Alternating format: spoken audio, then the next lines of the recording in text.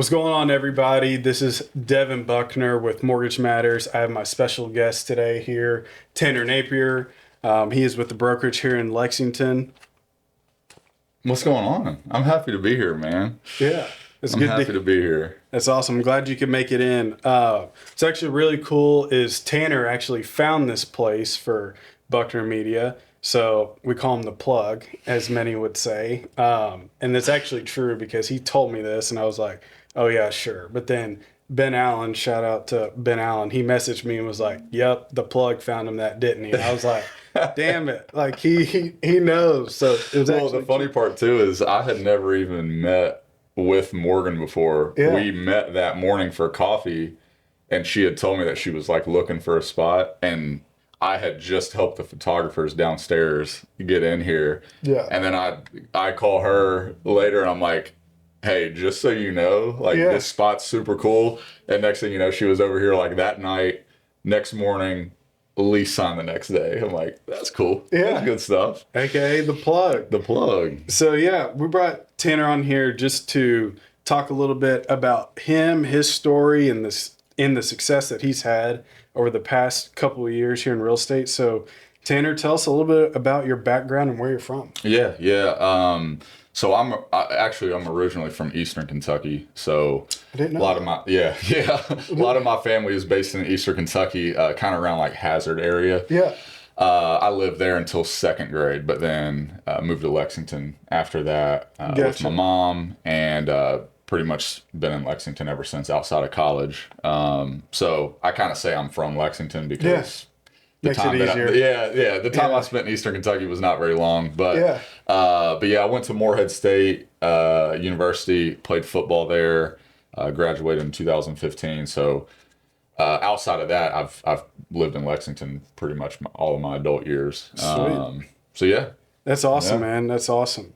And you're married, have a family. So tell me a little bit about them. Yeah. So my wife, Kenzie, her and I are high school sweethearts. So we started dating when we were freshmen in high school, go way back. So it was funny. I always make a joke, like when her and I got married, we shortly had our first child, like right after we got married, and everybody's like, dang, like you ain't wasting no time. And I'm like, listen, you don't understand. We've been together since we were 15 years old. So the fact that we just got married, we've already been together for 10 years. But we've got a 5-year-old. She's almost 6. Her name is Brinley. And then we have a almost 2-year-old son named Boone. Nice. So man, our lives right now it's a whirlwind, but man, they're awesome. We're having a big time and traveling, taking them places, all the things. Yeah, so that's awesome. Yep. It is tough, and it's really hard to explain to people. Like, I'm very new to having a child, but it's tough balancing real estate with how busy that is, being there for your wife, being there for your kid, and then just making sure everybody else's glass is full, but also making sure that you're filling your own glass. So it's tough, but I wouldn't want to have it any other way. Right. So. And that's like me and Kenzie, we talk about that a lot. And especially when we added our second kid to the equation, that was when like big shifts happened. And that's when I kind of had to look myself in the mirror and be like, okay, like I've really got to like be strategic here on how I do things, because yes, I'm a realtor for a lot of people, but like more importantly, I've got to be a husband and a father. That's what truly matters, you know, while I also support them. But yeah, man, it's going good. We're great. So that's awesome. So, you went to Morehead, played football there. So what were you doing before you got into real estate? Yeah. So before real estate, I was into like personal training, realized that whole avenue was just not really something that I wanted to continue to go down, because to be like really, really successful in that, I mean, man, you've essentially got to like open your own gym. I mean, it's just there's so many other things that go along with that. But my main career before real estate I was in management with Kroger. So I was a merchandising manager there. That was about 3.5, 4 years. great job. Like no knockout on it at all. Great job. Like good salary job. Had all the benefits, all the good things. But man, that retail world is it's another animal. I mean, I was working. I got one weekend off a month. I was working until 10, 11 p.m. some nights. I mean, like it was just crazy, man. But I will say that like that type of job, I think like prepared me just for like nothing can ever nothing can ever be that difficult, right? So it's like I can do anything. If I did that, I can do anything. I was about to say, how did that play into real estate? For sure, like going through that, managing all those different things, how does that go into, you know, managing different people or transactions, all that type of stuff? The cool thing about what I was doing at Kroger is that in merchandising, my main thing that I was doing is keeping up with vendors. So like Coca-Cola, Pepsi, Frito-Lay, like all those big brands, they were kind of my responsibility. Like when they're coming in to set up displays or they got a new product or whatever, that was kind of my job, is to take care of them and manage them. But the cool thing is like that's a lot of relationship type stuff. In a lot of different stores. There's Kroger stores all over the city. You know? So it's really that relationship kind of thing, and just, you know, building relationships, building like a mutual respect for each other, so that when I do ask for something like, hey, Tanner's a cool guy, like we get along really well, but also I'm going to take care of him because of that. So I would just say that like kindling a relationship, like transitioning that over into real estate. I mean, you know how it is in what we do, just on a different side of the table, but it's all about relationships. No, it definitely is. Definitely is all about relationships. So kind of speaking of relationships, was real estate always on your radar, or how exactly did you get into that? Yeah. So this is my funny story about getting into real estate. I'll give my guy Mike Morton a shout out. He's the OG. Mike's been in it for 20 or 21 years now, 22, something like that. But Mike, so Mike's wife and my wife worked together for like 7-8 years. Gotcha. So I knew Mike through that for a while, and like right out of college, Mike was like, dude, you got to come get in real estate. Like you're from Lexington, you played ball growing up, all these different sports, you know all these people, you need to get into real estate. And when I started looking into it, like I'm fresh out of college. I don't got 2 pennies to my name. I don't know where I'm going to live. I don't know anything. And then I look at how much it costs to go to school, real estate school, get my license, how much my dues are to Bluegrass Realtors, to be a part of the association. You know, all these things. I'm like, dude, I don't have that money. I can't do that, you know? So he kept pushing me. I was just like, dude, I can't. Like, I just can't make it work. I appreciate you. I just can't make it work. And that's when, you know, I started going through my career path. And after being with Kroger for that certain amount of time, I was able to, you know, build up a little bit of savings. And kind of the big click of when I was like, you know what, it's time for real estate, was when we found out that my wife was pregnant with our first kid. And that's what did it. It was just like, I started thinking, I'm like, man, so when my daughter gets however old, am I going to be at a Kroger store until 10 p.m. and missing bath time and bedtime? And when she gets into sports or gymnastics, like whatever she's doing, am I going to be missing practices and games or whatever for work? And I'm like, no, I'm not. I'm not missing that kind of stuff. I remember growing up that like my mom and dad, even though they were split, it's like, man, they didn't miss anything. And I'm like, that's what I'm doing right there. That's awesome. Yeah, I mean, I can relate to that. I mean, same with my parents. They never missed a beat. And I mean, I think Morgan can attest to that. And like, I was talking to my dad about it. I was just stressed out with a bunch of stuff going on, and he was like, you know, that's part of it. You know, it's part of it. You always got to be there for your family. They come first. And I was like, you're not right. I was like, you're not wrong. But it is awesome, like, how that switch just kind of flips. Like, it's nuts. Like, I remember when we found out that Paige was pregnant, and I was on like a smaller salary, smaller commission, and I was doing well, but I was like, I know I can make a lot more if I just went full commission. It was just getting rid of that safety net. And I'll never forget, she was pregnant. I emailed my boss at like 11:30 at night. And I was like, screw it. Done. I'm going.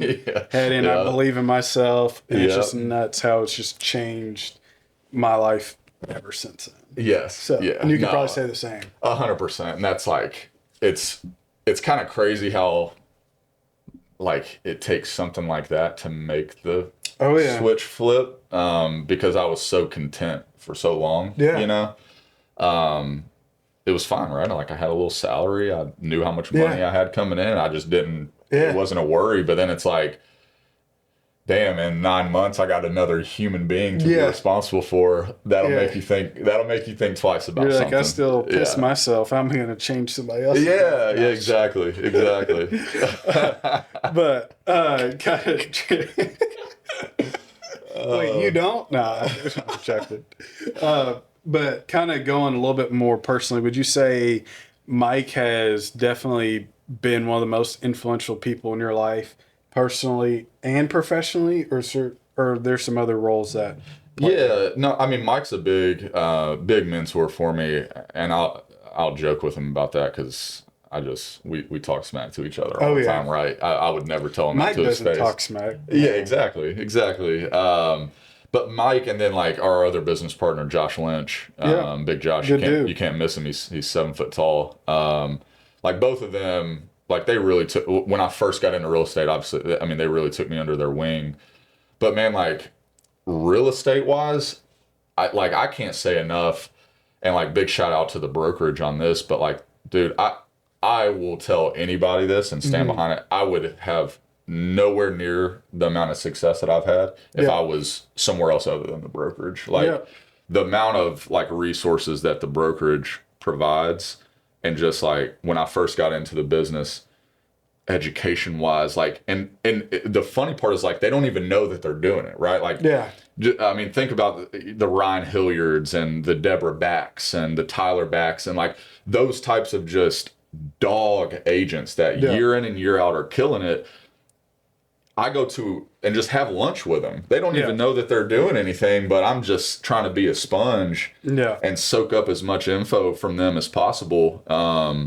So yeah, Mike and Josh, big time. But then like the brokerage as a whole, it's you can't even put it into words really, like how much of a resource they've been. That's awesome. Why I say I wouldn't have the success if it wasn't for the brokerage. That's awesome. I mean, I tell people all the time, you're only as good as your team. You know, at least on the lending side, we have a ton of roles that play into getting a loan done. Yeah. And if they're not all firing on all cylinders, ultimately the blame falls on me, but also the glory falls on myself as well too. So it's a double-edged sword. So well, and the other thing with that though is like, I mean, you played a ton of sports growing up. I played a ton of sports growing up, and this may sound as cliche as it gets, but it's like sports in general, like, and I'm sure you feel the same way about this, but like sports in general sets you up in like a professional 100% world so much. And like when I joined the brokerage, like it really felt like it's all optional, right? Like we all had optional workouts in sports. Oh yeah. It's like, dude, I wasn't missing anything. Like, oh, we're doing this day, that I'm there, like no question about it. There's not an option to it. But that's what it felt like. Is like when I joined the brokerage, I just felt like it was like, dang, like this reminds me of like all the great sports teams that I was a part of. Yeah. It's like it really did. No, totally get it. Yeah. I mean, it is cliche to say, but you just don't realize it until you get into the professional like workforce. Yeah. And then you're like, holy crap, these people don't know how to communicate or work out their problems. Like I was used to being at another teammate's throat and then we're fine, the next day. Yeah. But that's just all about wanting to compete and wanting to win, but transitioning over to the professional world, trying to provide the best experience for the client as possible. Right. So that's really all it is. But well, and I got it lucky. When I got into real estate, I went straight to the brokerage. The brokerage was 6 months old. Yeah. When I joined, we're up to, I think we're up to like 70 agents now. When I joined, I was like number 30 or something. So it's like I got in like almost right at the beginning. But the thing is a lot of our agents at the brokerage came from somewhere else. And they're all telling me like, dude, you don't realize how lucky you have it to have only been here. Because it's like, I haven't experienced anything else, right? I haven't been at any other companies where things may not be as great, but I can still, knowing and hearing that, it's like, that makes me appreciate it that much more. 100%. You're 100% right about that. I kind of had the same situation. I went straight to benchmark. And then I talked to other lenders. And they're like, oh, you all have this, or you have this, or you have this. And then I'll get caught up in the moment with a lot of crazy, 20 files going on. I'm like, well, why aren't we doing this? And it's like, we're still better than everybody else. Like, kind of have some grace, but, just getting in that, competitive mindset, you definitely lose train of thought. Right. So tell me a little bit about your first year in real estate. What was that like? And then what would you do differently if you could go back to it? Yeah. So my first year in real estate, and look, I say this in the least boastful way as possible. Yeah. Okay.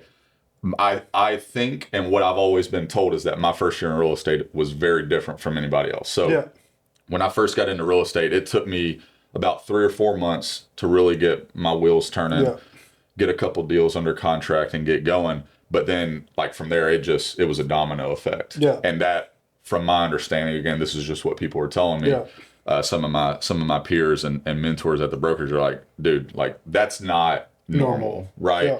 And the difficult part with that is like, so when I got into real estate, I've got friends reaching out like, hey dude, I see you doing this and this. Like, I want to get into real estate too. And having that conversation is even harder because I'm like, hey, like this isn't normal. Like what I'm doing is not normal. I don't want to set false expectations. Exactly. Like I don't want you to think that you just get into real estate and just start popping off deals. But my first year, it did take me 3 or 4 months to really get the wheels turning. But it felt like once I got one, that domino effect clicked. And I think my first year, I think I closed like maybe 9 or 10 deals, something like that, which is, again, that's the funny part too, is like everybody at the brokerage and all these great people are telling me what I'm doing and this and that. And I'm just like, I'm just doing what I know. Yeah. Like I don't think this is anything spectacular. Like I'm still trying to get after it. Yeah. But the first year, just a lot of learning, multiple things happened just with deals. And at that point, I had never even bought a house myself. Yeah. So I hadn't even been through the process of buying or selling a house myself. So, I mean, I'm going into gray water at that point, my first year. If I could go back and change something, gosh, man, it would probably be, I waited until I started getting deals under contract to get my processes in place. Mm-hmm. Those first couple months when I was trying to get my wheels going, I was just like hammering out, talking to people and making sure everybody knows I'm in real estate, this and that. I probably would have shifted my time and spent a little more time getting my processes in place so that, hey, when I get a deal under contract, this happens. And, I was kind of, I don't want to say I was winging it, but you know what I mean? Totally get it. Yeah. So, and it's funny because you could put a process in place and then it's going to change multiple times or tinker and all this stuff. So it's nuts. Like I've done it multiple times. I'll put out a process. I'm like, oh, this is great. Then it happens. I'm like, no, tweak this, tweak that. Exactly. Mm-hmm. So what was the hardest part about breaking into the business? I know you said, you had, some success, you had success early, but what did you have to kind of overcome, or what was the biggest thing you had to overcome, would you say, in that first year, would you say? So real estate, and maybe you experienced the same thing when you got into the lending side of things, but I feel like in our profession, it's a career that a lot of people try out. Yep. There's a lot of part-time people that attempt to do what we do. So I would say the biggest hurdle was getting across to people and like, hey, I actually do this. Yeah. This isn't just a a gig, or I'm not just picking this up and trying it and I'll be gone in 6 months. Like, no, I am in real estate now and that's what I'm going to do. So I think once people realized it, and I think people started realizing that after the first year, they're like, oh dang, okay, Tanner, like he actually does this. Like, this is what he does. This is his career. Himothy. Himothy. So no, but yeah. That's awesome. So, when was your first year in real estate? What year was that? 2019. 2019. Okay, I got numbers from 22. Okay. 23 and 24. So something when I'm looking at, like, obviously I knew that we're at the same gym, whatnot.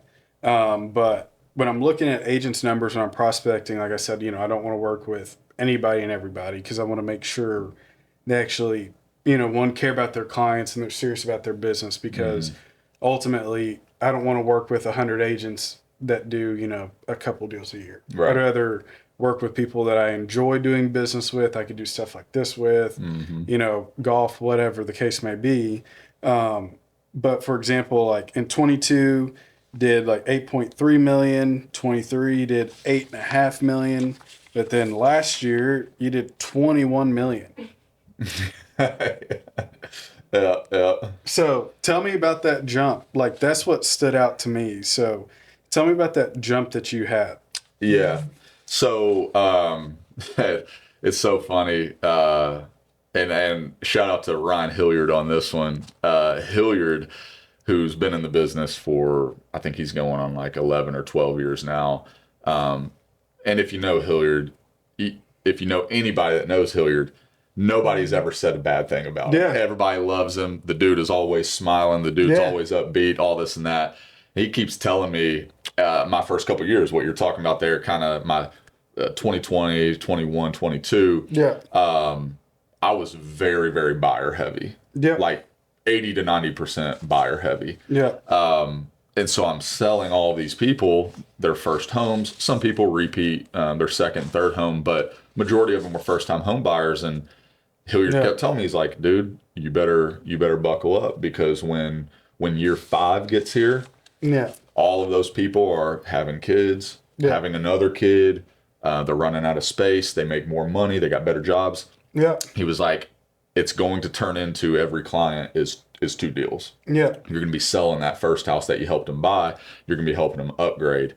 And that's exactly what happened. That is why that jump happened. Because last year it was just the year of people needing bigger homes. So it seemed like every client I was selling that first house, helping them buy their second house. And to be honest, like that's kind of the same thing that's happening this year. Yeah. Which is, and that's what, that's truly like where my passion comes from, like about this is because it was so cool that those, 19, 20, 21, 22, I'm helping people buy their first home. Yeah. And at those prices that at that time I was like, I can't believe a ranch in Masterson Station is selling for $250. Yeah. And then you look up 3 years later, now they're selling for $325. Yeah. But it's just so cool to see that, hey, I helped this person buy this house. They are about to make $100,000. Yeah. And they've lived here for 4 years. You know what I mean? And being able to like meet with them and then say, hey, I think your house is worth this. And them being like, wait, what? I'm going to make this. I can put this much down on this next home. Mm-hmm. I'm like, man, that's what it's all about right there. That's like awesome. Home ownership to a T. That's it. That's awesome. Yeah, I would say, so big thing is with us is keeping in touch with our clients, and sounds like you do the same thing too. So tell me a little bit about that process. Like, how have you stayed in touch with them?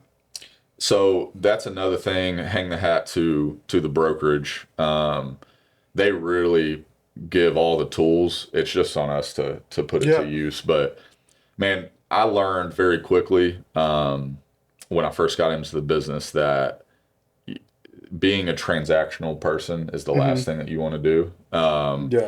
I choose, the way that I run my business is I choose to pour pretty much everything back into my past clients. Yeah. Do I love working with new clients? Yeah, absolutely. I work with new clients every month, but like I want to give my clients such a good experience and then stay in touch with them that no matter what, when they think about real estate, they think about Tanner. You know what I mean? And so the brokerage, we do all kinds of client events. We do a tailgate event. We do a movie event. We've done cookouts at Shiloh Park. I mean, all these things where I can just reach out to my clients and say, hey guys, like, if you want to come, we've got the entire Fayette Mall movie theater rented out for the new Toy Story movie. Bring your kids and just enjoy it. It's on me, kind of thing. Hey guys, we're throwing a mat, and our tailgate is insane. That's like my event. My people love that event. I always bring a ton of clients to that, but it's just really cool to be able to reach out. And then, you know, around Thanksgiving, I'm sending out, you know, free pumpkin pies, and we're doing just all the things. Just because I just want them to know how much I appreciate them, because truly it's like, yeah, we practice on a daily basis in what we do, but like if the client does not continue to trust us and reach out to us, our business is nothing. You know what I mean? So my number one goal is to just always pour back into my people. That's awesome. That's awesome. And I think a lot of people miss that. You'd be so shocked when I'm asking agents, even agents that are top agents in the market like yourself. I'm like, what is your process for post-closing? Like, oh, I'll just send them a Christmas card or New Year's card or something, or ornaments. That was a good one. And I'm like, so that's what you do? Yeah, just touch base once a year. And I'm like, okay. And then I remember when my first job at Benchmark was to call past clients that had reached out on a software that we had called HomeBot. And I would say at least 50% of the time, I would say, oh, you're actually interested in possibly selling, want to know what your house is worth. You know, looks like you use, just for example, Tanner as your last agent. When was the last time you touched base with them? Oh, it's been 2 years. Forever. It's like, okay, would you like for me to connect you with them? And be like, oh, I don't know, but if you have somebody else, just let me know. And then I have to call agent like, hey, like, this person's possibly, like, oh, wait, no, you know. Probably need to touch base with them. Yeah, so you'd be so shocked. And that's with even some top 30, 40 agents in the market.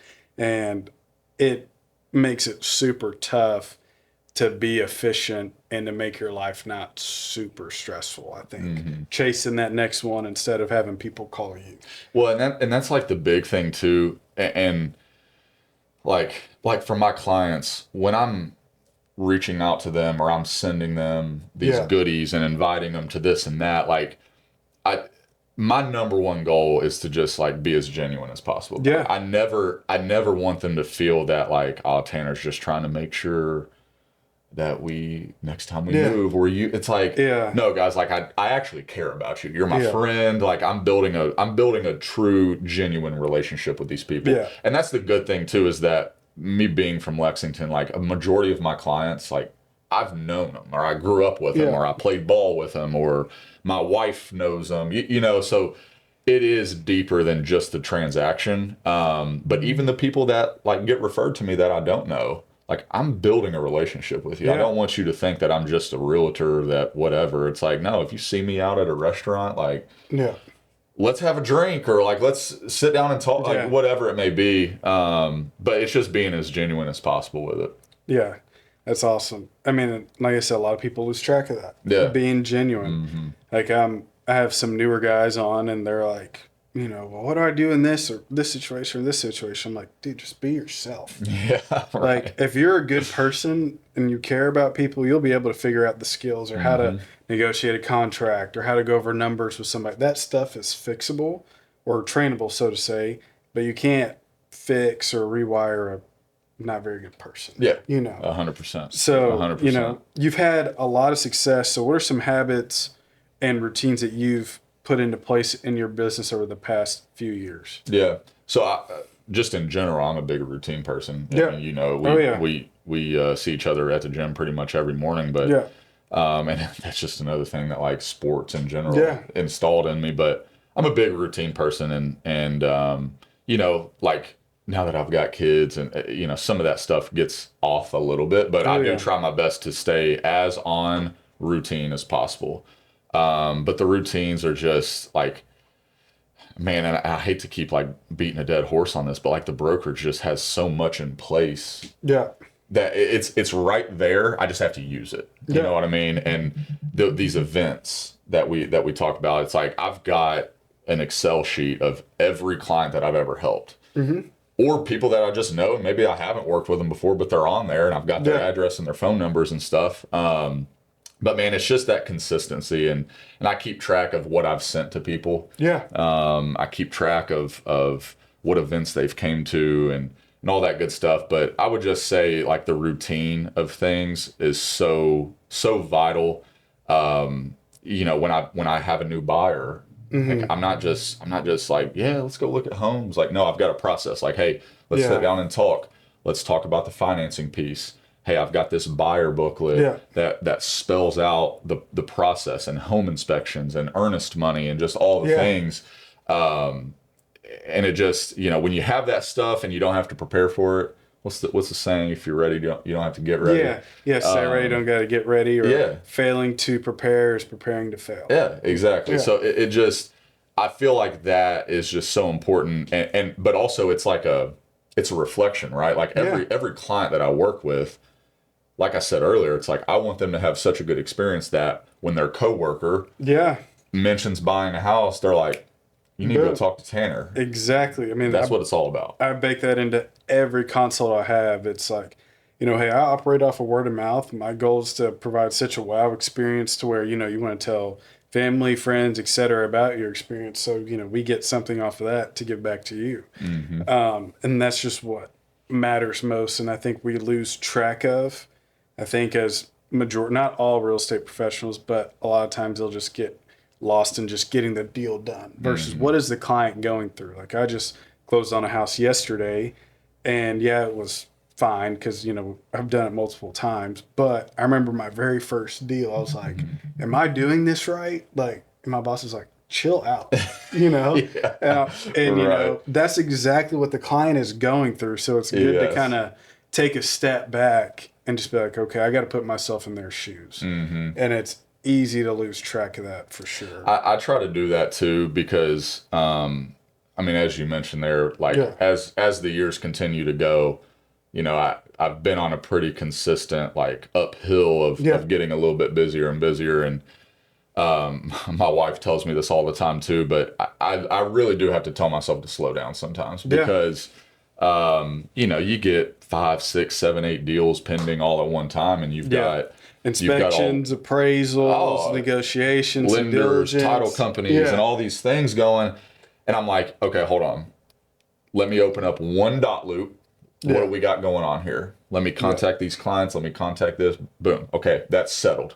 Next one.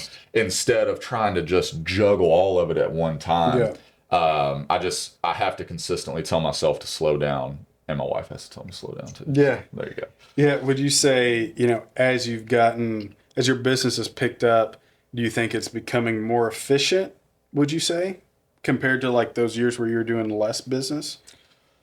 Yes and no. So yes, in the sense of just growth over the years makes it just more comfortable and more, it's just a normal thing. But then at the same time, I do sometimes not wish, but like, it's like, man, like maybe I should have paid that deal a little more attention or just given it a little more time, but I couldn't because I had these other deals going on at the same time. And I'll be the first to admit, like, and I told my wife this as well. Like I've a couple times, it's like I've fallen victim to like forgetting about something, or I didn't put something on my calendar because I got a text while I was driving and I just didn't put it on my calendar or something. And when those types of things happen, like I'm such a perfectionist that I'm like, at that time when something goes wrong, it's like, that's a big step back. And I'm like, that will never happen again. For sure. Like whatever I got to do to fix that, it's getting fixed. You know? Yeah. I mean, it's funny. I had this conversation earlier today. It's just, you know, I've failed multiple times. That's the only way you can learn in this business. And the best part about it is you're always going to learn something new on every deal, or this guideline or this deal happened. You're going to learn something new every single year, basically from every single deal. No deal's the same. Yeah. So well, and real estate's it's an evolving profession. Like there's always change. We just went through last year a massive change. All new forms, a new contract, new buyer rep agreements, all these things. Yeah. And I mean, like you talked about, I've been in the business 6 years, like going on 7 now. It's like in my short 6 years, I went through COVID, which that was insane. Yeah.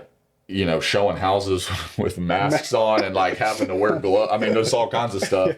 But then also it's like, and then you go through this huge NAR settlement that causes all new forms. So all the forms, confusion on everybody's end, like not just the realtor, but the lender side of things, the buyer, the seller, everybody's just like, what is going on, you know? Yeah. So it's always evolving, and it's going to evolve again. Like it's always going to be doing that. 100%.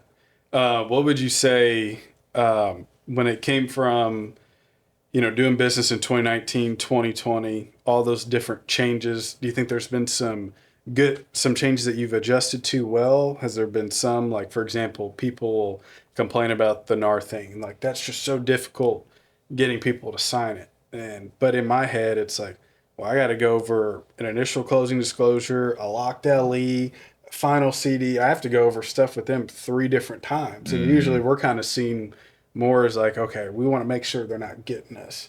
So in my opinion, and maybe taken wrong by some others, I'm like, hey, if you're valuable enough, you have no problem going over that stuff with them. I feel like the people that can convey their value, want to establish a relationship with them and can just explain it to where it's not some big deal, they're fine. Yeah. Would you say? Well, I mean, the delivery is everything. I mean, you got to think, man, like in what we do, we're helping someone with more than likely what's going to be their biggest asset ever. 100%. Right. And so that alone, the fact that they're trusting you with all their financials, the fact they're trusting me helping make all these decisions, I don't take that lightly, you know? And so, when it comes to explaining a form or whatever it may be, it's a part of the process. Like you can't beat around the bush on it. It's like, 100%. No, this is a required form now. I'm going to explain this to you the correct way, but also I'm delivering it in a way that it's not making them nervous or make them question anything. Yeah. It's like, hey guys, here's a new buyer rep agreement. All this says is that when we find a house and make an offer, I'm probably going to be asking the seller to pay me 3%. Yeah. That's it. If they pay me less than that, if you read that form, the way it reads is that you would have to, if I make 2%, you would have to cover my additional 1%. And I don't operate that way. Yeah. I will not make you pay me money as a buyer. Yeah. And they're just like, and most of my people are just like, all right.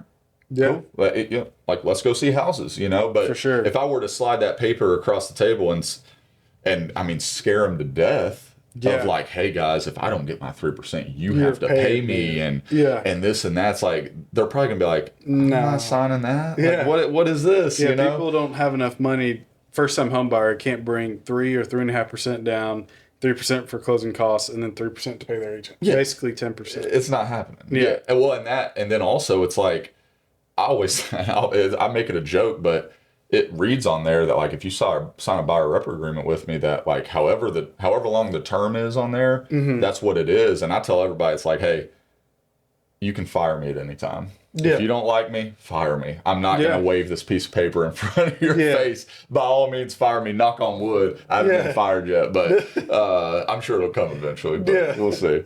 That's hilarious.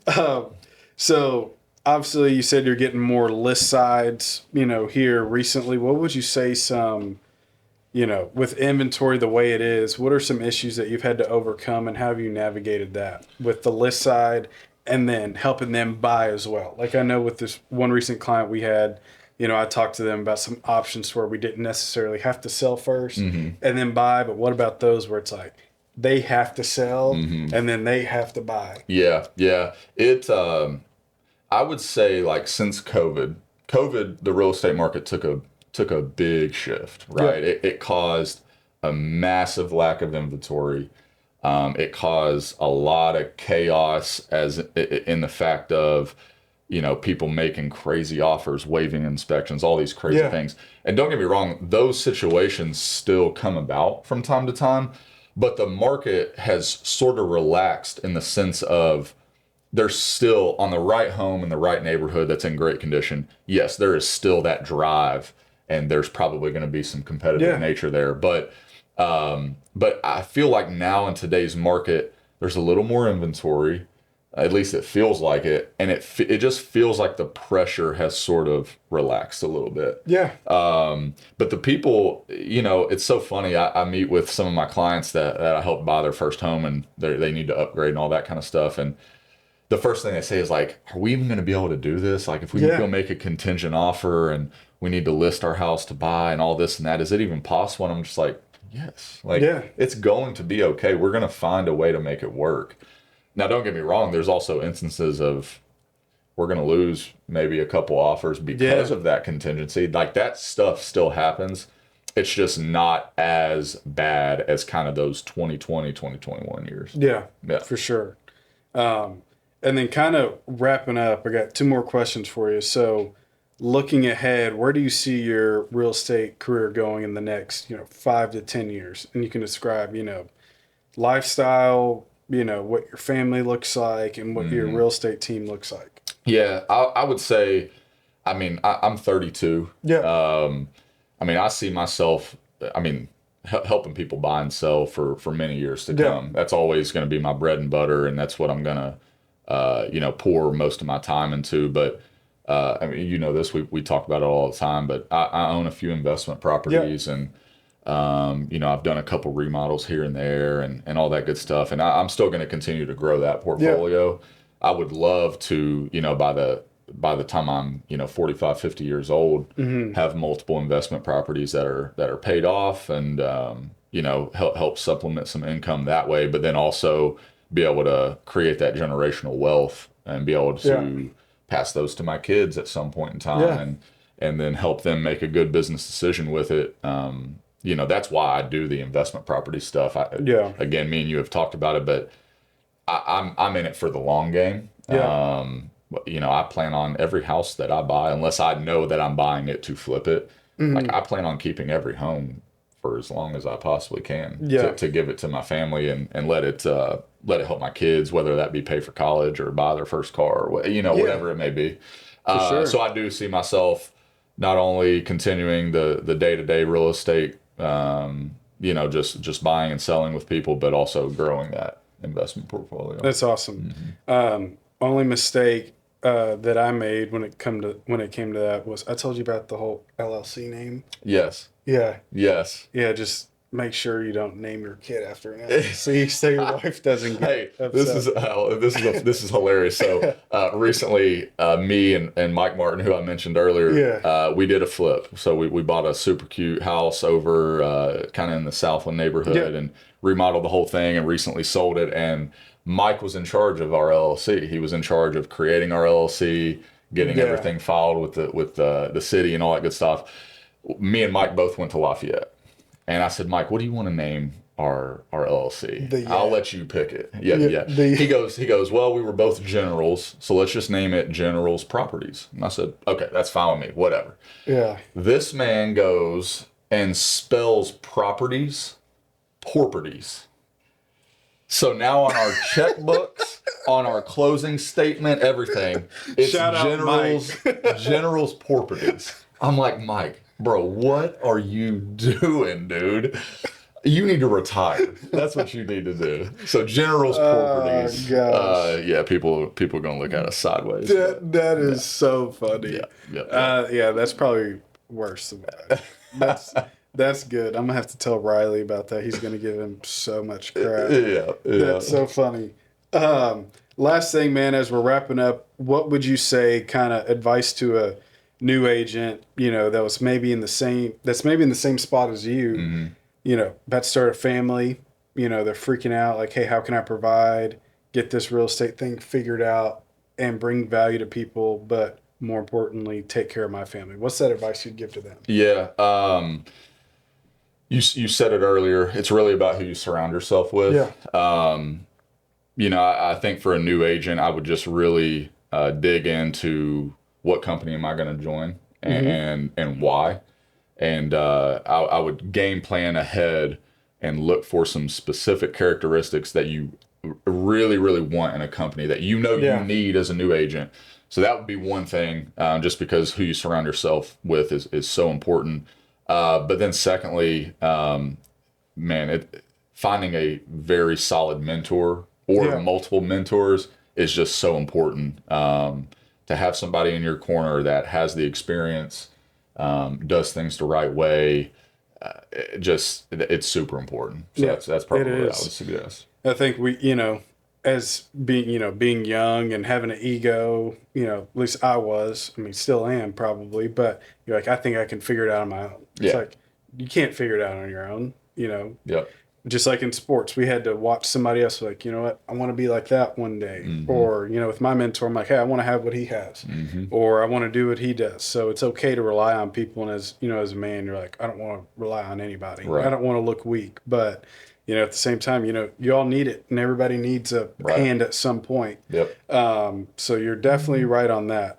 But anything else you want to add before we wrap up? Man, no. Well, I think we're all good. I feel good about it.